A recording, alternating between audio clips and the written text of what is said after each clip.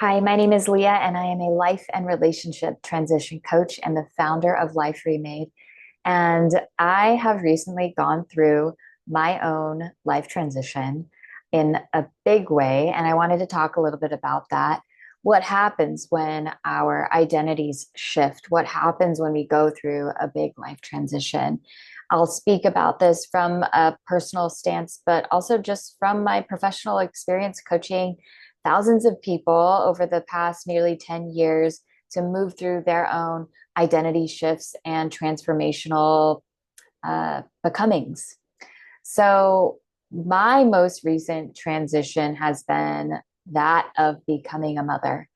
I cannot even begin to describe what it has meant, let alone, nor could I have understood what it truly meant until I was neck deep in it. And I think that that is often the case for many of life's transitions. It can be such an interesting time to really be as directional as possible, to be as values based as possible, to be as um, to be as prepared as we possibly can, but really there's no telling how it actually will land once we're in it. So that's why it's so important to remain rooted and remain, present to the whole experience. Um, that way you kind of can know how to navigate as those different changes arise. I think there are a few ways that we can navigate these moments when our identity shifts like this with a more stabilized, uh, aligned approach. Um, I certainly still, am not going to claim to have it all figured out, but I do think these things absolutely helped me as I approached my big shift and as I am navigating it currently. So when it was leading up to, what I saw as likely the biggest change of my life, I wanted to revisit what it was that I wanted to, I guess, hold at the center of that shift. So, what were my core needs? What were the things that I had to let go of?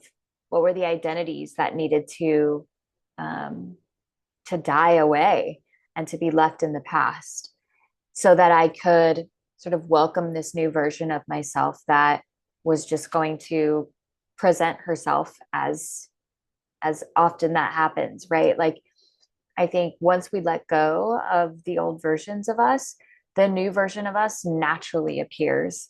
And so that's why, surrendering to the process of transition, surrendering to the process of identity shift, um, is very, very essential. When you have mourned what you've needed to let go of, when you've come to terms with the fact that your life will never be the same, whether you're going through a big, career change, or maybe you're going through a big relationship change. Um, life life doesn't stay the same, right? So there's always going to be a bit of mourning that goes along with that. And for me, I think accepting that all of these things would be different really helped that process to not feel like I was grieving, but just simply like letting go, simply saying goodbye, simply knowing that I'll never be the same anymore. And I think the sooner I was able to embrace that, the sooner it felt like I could just fully lean into what I was becoming. I think it's when we fail to embrace those things and surrender to the changes, that's when anxiety can come up and we can feel depressed and we can feel kind of stuck in that mourning process. We're sort of in this old like expectation of what life should be like, rather than acknowledging that it will never be, what it once was.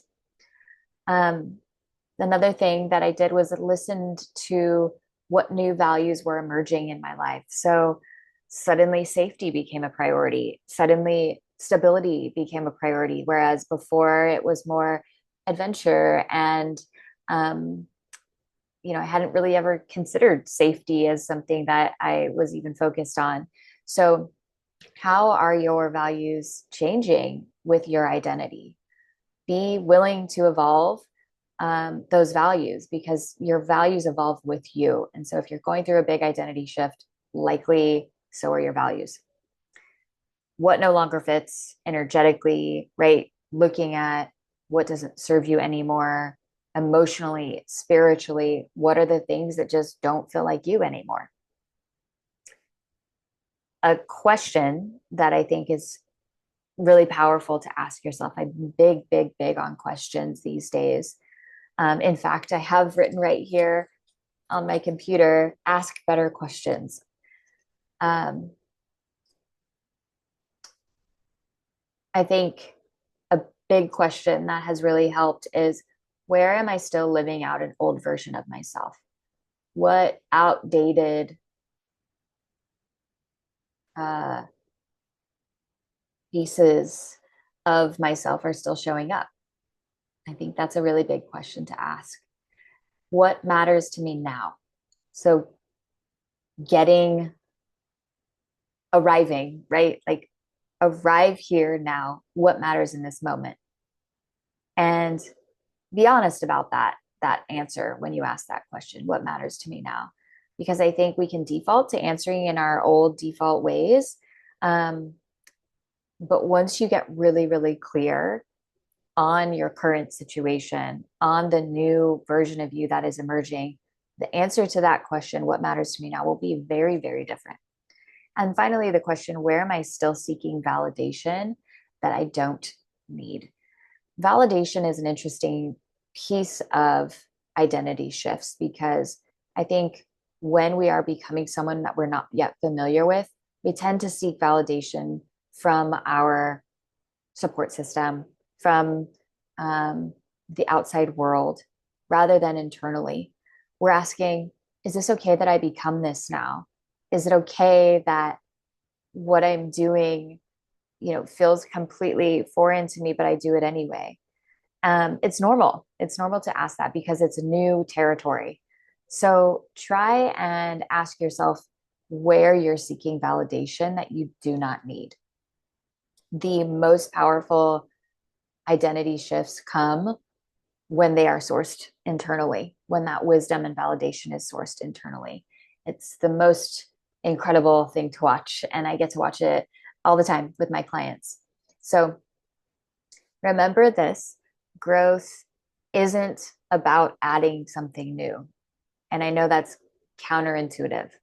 Growth is actually about subtracting what no longer serves you and evolving to meet that new version of yourself. It's not about doing more, adding more. It's about shedding and becoming. Thank you so much for watching. Let me know your thoughts. I'd love to hear from you. Take care.